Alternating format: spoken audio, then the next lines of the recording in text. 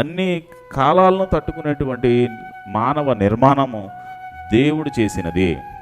మన మానవ నిర్మాణం చూస్తేనంటే దావీదు అంటాడు, నాకు భయమును ఆశ్చర్యం కలుగుతుంది అంటాడు. నిజంగానే మన నిర్మాణము అంత గొప్ప నిర్మాణం. అయితే ప్రియమైన దేవుని బిడ్డలారా, ఈ యొక్క శీతోష్ణ స్థితులు అంటారు, ఈ కాలమానాలు ఎలాగైతే మనుషులకు ఉన్నాయో జీవితంలో కూడా అప్ చూస్తాము, మిడిల్ క్లాస్ చూస్తాము, పూర్ చూస్తాము. కానీ అన్నిటిలో కూడా మనిషి తట్టుకునే శక్తి ఉంటేనే నువ్వు గొప్పవాడవుతావు. అంటే మన పరిస్థితి వచ్చేటప్పుడు మనం తట్టుకోలేక చచ్చిపోతాం అనేటువంటి ఒక ఆలోచన రావడం అనేది తప్పు. చాలామంది చిన్న చిన్న విషయాలకు తన ప్రాణాలు తీసుకునే వాళ్ళు ఉంటారు. ఈరోజు వీళ్ళు మనకి అందిస్తున్న గుణపాఠం ఇది. రాత్రికి రాత్రి 24 అవర్స్లోనే వాళ్ళ ఆస్తులని లాగేసుకుని వెంటి పనులు చేసుకుంటే ఆ వెంటి పనులు చేస్తూ 2 పట్టణాలు కట్టేశారు చావకుండా.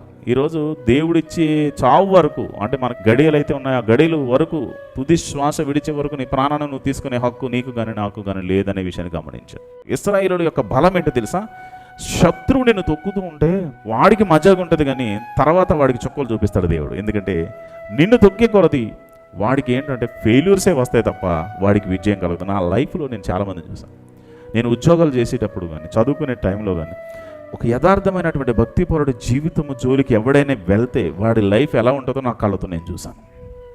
వాడు తొక్కాలనుకుంటే నువ్వు లేస్తూనే ఉంటావు. ఒక బాల్ని గోడకేసి కొడితే ఎంత ఫోర్స్ కొడతావో అంతే ఫోర్స్కి ఎలా అవుతావు. ప్రతి హెబ్రీయుడిని అనగా ప్రతి క్రైస్తవుడిని దేవుడు అలా ప్రబులేలా చేస్తాడు. సమస్త మహిమ దేవునికి కలుగునుగాక.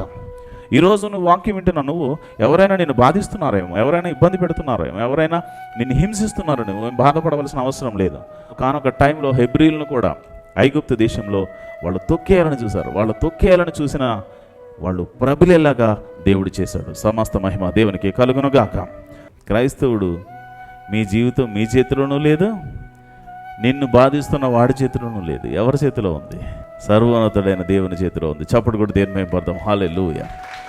అందుకే పిలాతు దగ్గర యేసుక్రీస్తు మౌనంగా ఉన్నప్పుడు పిలాతు అంటాడు, నాకు అధికారం ఉంది నీకు తెలుసా అంటాడు. యేసుక్రీస్తులు వారు అంటాడు, పైనుండి అధికారం ఇవ్వబడకపోతే నీకు ఏ అధికారం లేదు అంటాడు. ఒకే మాట. ఆ మాట అనగానే ఆహా నవ్వుతాడు, ఎందుకంటే నా అధికారాన్ని నువ్వు ధిక్కరిస్తున్నావు అని. కానీ విచిత్రం ఏంటంటే పిలాతుకున్న అధికారంతో యోసేపు ప్రభువును విడిపించలేరు. దర్యావేషుకున్నటువంటి అధికారంతో దానియేలును దర్యావేషు విడిపించలేకపోయాడు. పైనుండి అధికారం ఉంది, ఆ అధికారానికి నువ్వు లోబడాలి.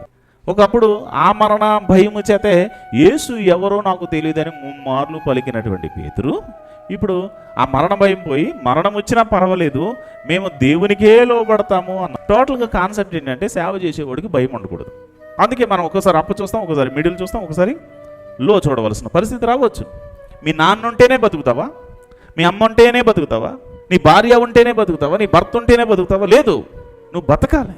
ఈరోజు ఎవరైనా, నేనైనా, నువ్వైనా మనం బ్రతకాలి. ఆ బ్రతకాలంటే అది మన చేతుల్లో లేదండి. హెబ్రీలు అన్ని పరిస్థితుల్లో కూడా దేవుడి మీద ఆనుకుని ఉన్నారు, దేవునితో అంటగట్టబడి ఉన్నారు కాబట్టి వారు ప్రబలిరి అన్నారు. చూడండి, ఇంట్లో తండ్రి లేడు కానీ దేవుడు సపోర్ట్ చేస్తాడు, తల్లి లేదు దేవుడు సపోర్ట్ చేస్తాడు. కాబట్టి చాలామంది కొన్ని సూసైడల్ స్పిరిట్స్ పనిచేస్తూ ఉంటాయి. ఆత్మహత్య ప్రయత్నం, అప్పులు అయిపోయాం చచ్చిపోతే బాగుండు. కొన్నిసార్లు ఏం చేస్తామంటే మనకు ఉన్నాయన్ని అమ్మేసి అప్పులు అనేది ఇచ్చి మళ్ళీ రీస్టార్ట్ చేసుకోవచ్చు, ప్రాబ్లం లేదు. దేవుడు తప్పకుండా మనకు అది అనుగ్రహిస్తాడు. ఈరోజు క్రైస్తవుడు అంటే మీరు స్ట్రాంగ్గా నిలవడానికి దేవుడు మిమ్మల్ని కొడతాడు, పడేస్తాడు, తొక్కుతాడు, లేపుతాడు, ఉతికి పిండి ఆరేస్తాడు. అయినా ఒకరోజు డ్రై అయిన తర్వాత ఇస్త్రీ చేసి చక్కగా ఇది నీ జీవితం అని చూపిస్తాడు. అప్ అండ్ డౌన్స్ ఉంటాయి. కొన్నిసార్లు ఉన్నతమైనటువంటి స్థానాలు చూసి ఉండొచ్చు, కొన్నిసార్లు పడిపోయి ఉండొచ్చు. అయినా నువ్వు దేవునికి భయపడుతూ నేర్చుకోవాలి. ఎందుకంటే రాజులను నమ్ముకున్నట్టు కంటే మనుషులను ఆశ్రయించడం కంటే యెహోవాను ఆశ్రయించడం మేలు. నిజమైనటువంటి క్రైస్తవుడు ఎలా ఉంటాడో తెలుసా? నిలబడడానికి ప్రయత్నం చేస్తాడు. ఏదో ఒక రోజు నువ్వు నిలబడాలి. టోటల్గా క్రైస్తవుడికి దేవుడు నేర్పించేది ఏంటి తెలుసా? నీ కాళ్ళ మీద నీకు నిలబడడం ఏంటో దేవుడు నేర్పించే వరకు నిన్ను శోధిస్తాడు, పరీక్షిస్తాడు. తుదకు అది నేర్పించి నేనున్నా లేకపోయినా ఇలా బతకాలరా అని చెప్పించేలాగా దేవుడు చేస్తాడు. ఈరోజు పేతురు జీవితంలో జరిగింది అదే. పేతురు యేసుక్రీస్తుల వారు ఆ టీంలో నుంచి అలా తీసుకెళ్ళగానే పేతురు ముమ్మార్లు చెప్పేశాడు, నాకు యేసు ఎవరో తెలియదు అన్నాడు. పేతురు, నీ గురించి నీకు తెలియదు, నువ్వు ఒక రాయివి అన్నాడు. ఎక్కడ కట్టాడు? ఆ ఫౌండేషన్ నేటి వరకు సాతాను కూల్చలేకపోతుంది. నీ గురించి నీకు తెలియదు, నువ్వు ఒక మాంసం ముక్క అనుకున్నావేమో, నువ్వు చాలా ఒక రాయి లాంటిదా, నువ్వు రాయి లాంటి వాడు, నువ్వు స్ట్రాంగర్. అంటే ఇక్కడ ఏదో ఒక రోజు నువ్వైనా నేనైనా అది నార్మల్ డెత్ లేకపోతే వ్యాధితోనో లేకపోతే యాక్సిడెంట్లుగానో లేకపోతే ఏదో ఒక రీతిగా నువ్వైనా నేనైనా చచ్చిపోతాం. కానీ ఈ మరణం కన్నా ఒక భయంకరమైన మరణం ఇంకొక రోజు ఉంది. అది ఏ మరణం? అది ఆత్మ సంబంధమైన మరణం. అది ప్రభు దగ్గర ఉంటుంది, అది ప్రభు చేతిలో ఉంటుంది. అందుకే ఆత్మను చంపువాడికి భయపడాలి. ఈ ఆత్మను చంపువాడికి భయపడాలంటే నువ్వేం చేయాలంటే ఫస్ట్ నీ మీద నువ్వు ఆనుకోవడం మానేయండి. రెండోది పక్కోడి మీద ఆనుకోవడం మానేయండి. దేవుని మీద ఆనుకోవడం మొదలుపెట్టండి. ఈ క్షిప్రపూయ అనేటువంటి ఈ స్త్రీలు మంత్రసానులు ఎంత గొప్పలు అంటే వాళ్ళ తరాల గురించి ఆలోచించారు. ఈరోజు భయం లేని జనాంగంగా మన జనాంగం ఉంది. నీకు తగ్గింపే లేకపోతే, నీకు ఆ తగ్గే గుణమే లేకపోతే హెచ్చింపు ఎలా కలుగుతుంది నీకు? అందుకే తర్వాత చెప్తారు అంట, మొత్తం నాశనం అయిపోయిన తర్వాత మేము ఈ దరిద్రమైన పనులు చేసాము, అందుకే మమ్మల్ని దేవుడు కొట్టాడని ఎవడో చెప్పడు. ఏం చెప్తాడు చెప్పనా? మాకే ఎందుకు పెట్టాడండి దేవుడు? ఎంత ప్రార్థన చేసాం, ఎంత ఇచ్చాం, ఎవరికి? నువ్వు ఇచ్చావా? ఛాలెంజ్ చేసి అడగ, నేను బతికేస్తాను ప్రభు, నువ్వు లేకుండా నేను బతుకుతానని ఎవడన్నా బతికి చూపించండి, ఒక్కరోజు బతకండి. ఊపిరి ఆడితే అంత గజిబిజి అయిపోతుంది, మీకు తెలుసు తెలియదు. దేవుడికి భయపడాలి. ఆ దేవుడికి భయపడితే దేవుని సన్నిధికి రావాలి. దేవుని సన్నిధిలో అబద్ధాలు చెల్లవు. నేను ఒకటే చెప్తా, నటన మీరు ఎంత చేసినా మీకు రావచ్చేమో, కానీ దేవుడి దగ్గర మాత్రం ఎంత ఆస్కార్ అవార్డు గ్రహీత అయినా దీనత్వంతో మోకరించి ప్రార్థన చేస్తేనే వాడు హెచ్చించబడతాడు.